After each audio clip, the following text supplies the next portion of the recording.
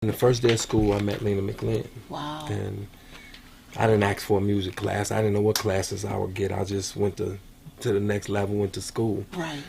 And but my first class was 126 in Kenwood Academy, music class. She made me sing a song in front of the class. That very first day? Yeah, she told me to come here, and she started making me sing.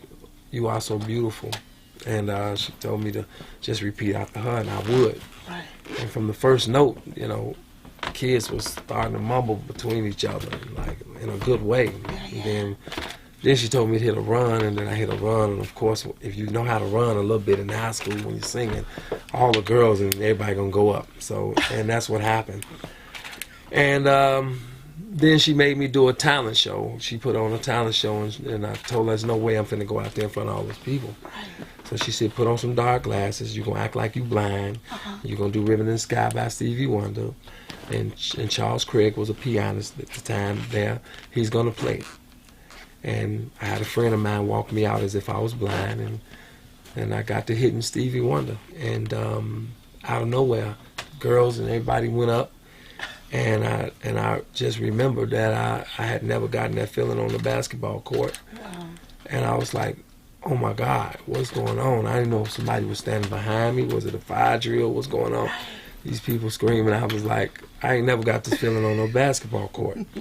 So I decided that day, my spirit, my soul, my DNA, everything switched. Wow. Life as I knew it was never the same again. Wow. Thanks to Miss McLin. I got up enough money to, but even before that, I ended up hitchhiking to LA at some point. Okay. And I got to LA, and then I lived on Venice Beach. Were you still a teenager? No, I was about 19, something like that. Yeah. Lived on Venice Beach. I mean the sand part. Yes. And as a street performer, I would sleep up under the bleachers, Uh-huh. and then I would get from under the bleachers in the day and play basketball, and then, but every day I was keeping in touch with Miss McLin. Every other day I would call her. That was my question. You were still in touch with her. Mm-hmm. Wow. Mm-hmm. And she started telling me and teaching me about the depth of struggle and how it determines the height of your success, and how you're gonna go through some things. You're in the mountains right now, and you gotta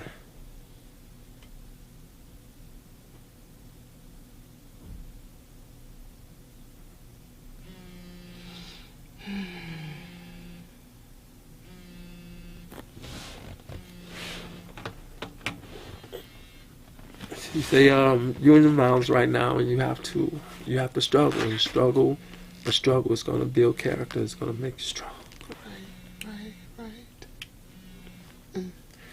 She used to tell me, get ready, because this is nothing compared to what you're going to go through once you reach the top of the mountain. Wow. So, well, it's one thing about Miss McLin that makes her the greatest human being, on the planet of the earth, is that she don't complain. Yeah. She really never asked me to do nothing. She was just telling me how these people, man, they trying to get me out of here in the building and my apartment, and the other, and the lawyers and everything, and then and it would be a conversation piece. It wouldn't be a like oh man, it's going down like that. Oh, what you want me to do? I got you. Right. But then I started finding out about it. People, so I started hearing about it. Yeah. So then I called her. Yeah. Because I became concerned, and she started telling me, yes, that's what it is. I said, man, Mama, you should have told me. You should have.